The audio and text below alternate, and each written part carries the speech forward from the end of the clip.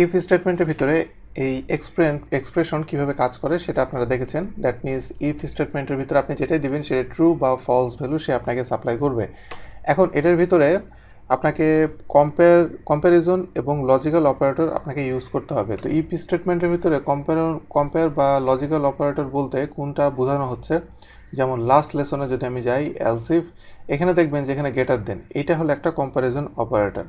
এরকম অনেকগুলো comparison operator আছে, তো সেইগুলো নিয়ে আমি আপনার সাথে কথা বলবো। প্লাস লজিক্যাল অপারেটর, এই দুইটা জিনিস ইফের যে এক্সপ্রেশনের ভিতরে ইউজ করা হয় এই কন্ডিশনগুলো তৈরি করার জন্য।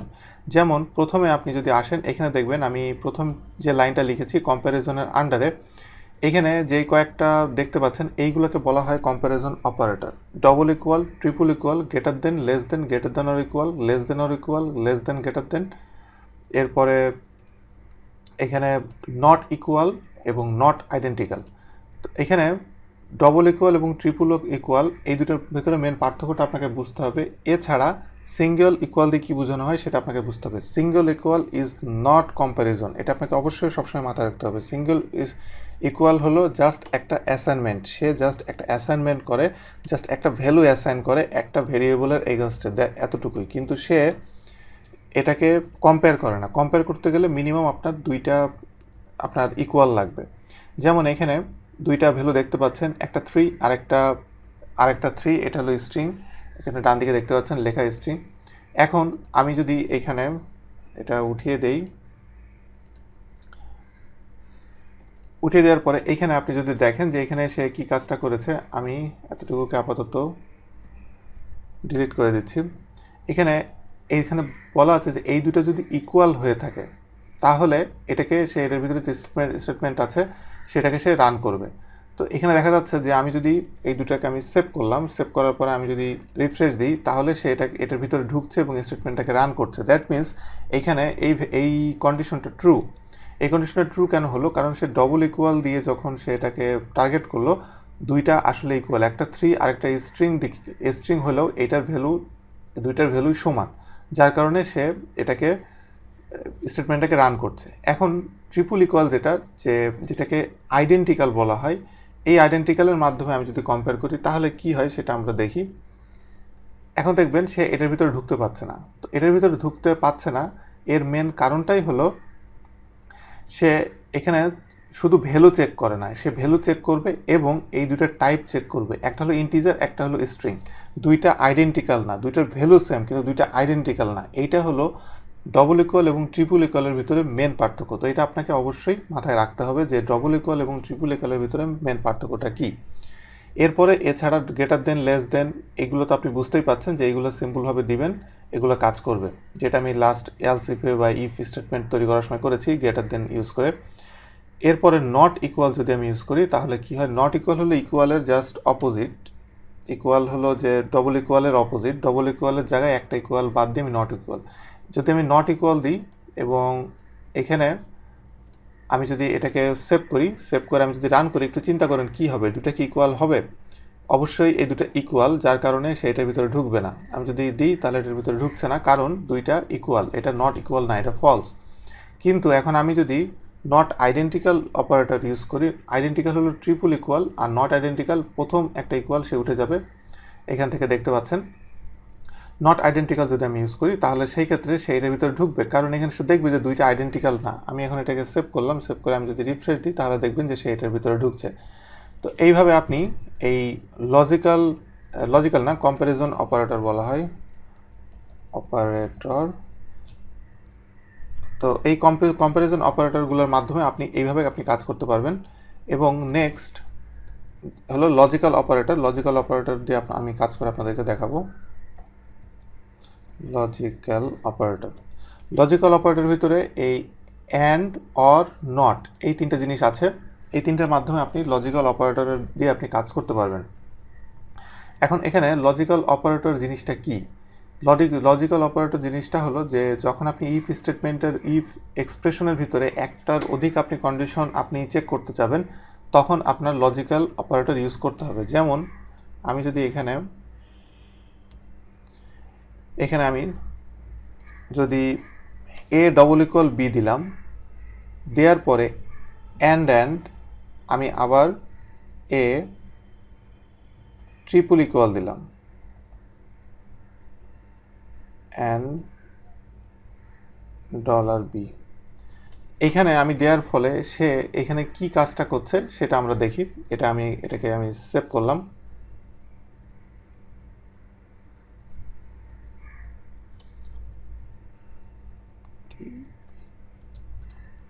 সেভ, এটাকে সেভ দেওয়ার পরে আমি প্রথমে এটাকে রান করে দেখি কী হয়। এটার ভিতরে সে ঢুকছে না। তাহলে কেন ঢুকছে না? কারণ এখানে প্রথমে একটা কন্ডিশন আছে, সেকেন্ডে আরেকটা কন্ডিশন আছে। এই দুইটা কন্ডিশন দুইটাই অবশ্যই ট্রু হতে হবে। একটা ফলস হলে সেটাকে রান করবে না। এখন আমি দেখি এ এবং বি এটার কি সমান। ইয়েস, এটা সমান। প্রথম পার্টটা ট্রু। অ্যান্ড দিয়ে যে এবং এইটাও কি ট্রু, এটা যখন আমি দেখব না এটা ট্রু না, কারণ সে এখানে দেখবে যে দুইটা আইডেন্টিক্যাল না। যখন যে দেখবে দুইটা আইডেন্টিক্যাল না, তখন সে এটাকে রান করবে না, কারণ এখানে একটা ট্রু এবং একটা ফলস, এবং যে কোনো মিনিমাম একটা ফলস পাইলে সে এটার ভিতরে ঢুকবে না। এটা হলো অ্যান্ড লজিক্যাল অপারেটর। এখন আমি এখানে যদি জাস্ট চেঞ্জ করে নট আইডেন্টিক্যাল দিই, তাহলে দেখবেন যে দুইটাই এখন ট্রু। এখন আমি যদি রিফ্রেশ দিই, এটার ভিতরে সে ঢুকবে এবং এখানে দেখাচ্ছে A is equal to B and they are not identical. এইভাবে আপনি এই কম্প্যারিজনগুলো আপনি ইউজ করতে পারবেন। একইভাবে আপনি এই যে দেখতে পাচ্ছেন এই আইকনটা, এটাকে পাইপ ক্যারেক্টার বলা হয়। এটা আপনি আপনার কিবোর্ডের বাম দিকে নিচের দিকে শিফটের আশেপাশে পাবেন। এটার মাধ্যমে আপনি কাজ করতে পারবেন। এটা হলো অর। একটু আগে যেটা দেখেছেন যে দুইটা কন্ডিশনই ফিল আপ হতে হবে, কিন্তু এখন দুইটা না, এখন একটা কন্ডিশন ফিল আপ হলেই হবে। এখানে এই যে প্রথম পার্ট আছে, এই যে দ্বিতীয় পার্ট আছে, দুইটা পার্টের ভিতরে যে কোনো একটা কন্ডিশন যদি ফিল আপ হয় তাহলে সেটাকে রান করবে। আমি এখানে যদি ইকুয়াল দিই, প্রথম পার্টটা দেখেন ট্রু, কিন্তু দ্বিতীয় পার্টটা ফলস, কিন্তু সেটাকে রান করবে। আমি দিলাম, সেটাকে রান করছে, এবং সে এটার ভিতরে রান করা বলতে সে এটাকে ট্রু ধরছে। দ্যাট মিনস অরের ভিতরে যে কোনো একটাই যদি ট্রু হয় তাহলে সেটাকে স্টেটমেন্টটাকে রান করবে, এটার ভিতরে ঢুকবে। তো এইভাবে আপনি এই যে এখানে কম্প্যারিজন এবং লজিক্যাল অপারেটর সম্পর্কে জানলেন। লজিক্যাল অপারেটরের নট সম্পর্কে আমি এখনও বলি নাই, এটা সম্পর্কে আপনারা এখন জানবেন। নিচের দিকে আমি যদি যাই, এটা আমি যদি আনকমেন্ট করি, এখানে দেখেন যে ইফ ইজ নট সেট, এখানে ডি এর ভ্যালু, আমি ডি কিন্তু উপরে কোথাও আমি ডিফাইন করি নাই। তো এখানে আমি যেহেতু ডিফাইন করি নাই ডি এর ভ্যালু, সে চেক করবে ডি কি সেট আছে কিনা। যদি সেট না থাকে দ্যাট মিনস এটা ট্রু। যদি ট্রু হয় তাহলে সে ডি এর একটা ভ্যালু সে অ্যাসাইন করবে। আমি এটাকে সেভ করে আমি এটাকে রিফ্রেশ দিই, তাহলে এখানে দেখবেন ডি এর একটা ভ্যালু সে সেট করে সেটাকে আমি একো দিয়েছি এবং সেটা ব্যাক করেছে, একো ব্যাক। এখন আমি যদি আগেই এটার ভ্যালুটা আমি সেট করে দিই, এটা আনকমেন্ট করলাম, ডি এর ভ্যালু সেট করলাম, তাহলে কিন্তু এটা ফলস হয়ে যাবে, সেটার ভিতরে ঢুকবে না। এবং এটার আমি একোট আমি আরেকবার যদি রান করাই, এটা ইফ স্টেটমেন্টের ভিতরে যেহেতু ঢুকবে না, সেহেতু আমি বাইরেই যেন এটাকে সে রান করায়, সেজন্য আমি এটা বাইরে এটা অ্যাড করে দিলাম।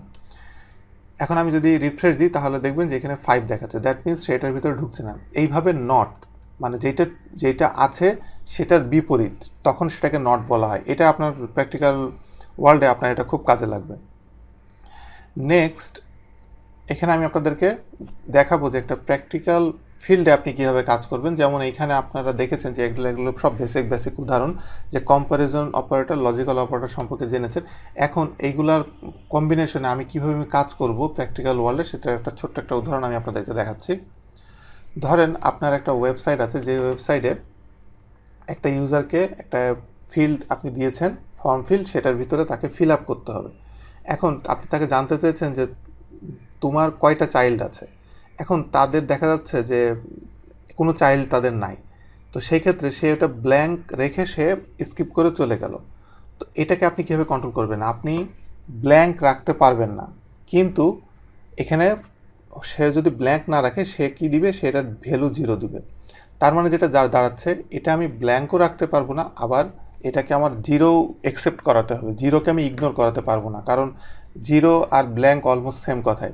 তো কীভাবে আমি এটাকে কাজ করব? যেমন কোয়ান্টিটি, যদি আমি প্রথমে এখানে ব্ল্যাঙ্ক স্ট্রিং দেওয়া আছে, এখন সেটাকে চেক করবে। যদি মানে যেই লোকটা এখানে ইনপুট দিবে সে এটাকে স্কিপ করে চলে গেছে, মানে ব্ল্যাঙ্ক স্ট্রিং রেখে চলে গিয়েছে। ওকে, এখন আমি চেক করব এটা কি এমটি কিনা। ইয়েস, এটা এমটি। যদি এমটি হয় এবং অ্যান্ড যদি এটা নট নিউমেরিক হয়, যদি নিউমেরিক না হয়, এমটি কিন্তু নিউমেরিক না, নিউমেরিক না মিন্স এর ভিতরে কোনো ভ্যালু নাই। যদি নিউমেরিক না হয় তাহলে তাকে আমি এন্টার করার জন্য বলবো প্লিজ এন্টার এ কোয়ান্টিটি। আমি এটাকে সেভ দিলাম, আমি রিফ্রেশ যদি দিই তাহলে প্লিজ এন্টার এ কোয়ান্টিটি। এখন আমি লোকটা যদি এখানে ব্ল্যাঙ্ক না রেখে জাস্ট জিরো দিয়ে সে চলে যায়, তাহলে এখানে কি হয়, আমি যদি রিফ্রেশ দিই তাহলে সে এটার ভিতরে ঢুকতে পারবে না। তো এটার ভিতরে ঢুকতে পারছে না, এর কারণ হলো প্রথম কন্ডিশনটা কিন্তু ফুলফিল হচ্ছে কিন্তু দ্বিতীয়টা কিন্তু হচ্ছে না, এবং অ্যান্ড থাকলে দুইটাই ফুলফিল হতে হবে। প্রথমটা এখানে দেখা যাচ্ছে যে এমটির জন্য ফুলফিল, কিন্তু দ্বিতীয়টা এখানে নিউমেরিক। তো এই কারণে আপনি এখন এই জিরোটা আপনি আর ইগনোর করতে পারছেন না। তো এইভাবে আপনি রিয়েল ওয়ার্ল্ডে আপনি কাজটা করতে পারবেন।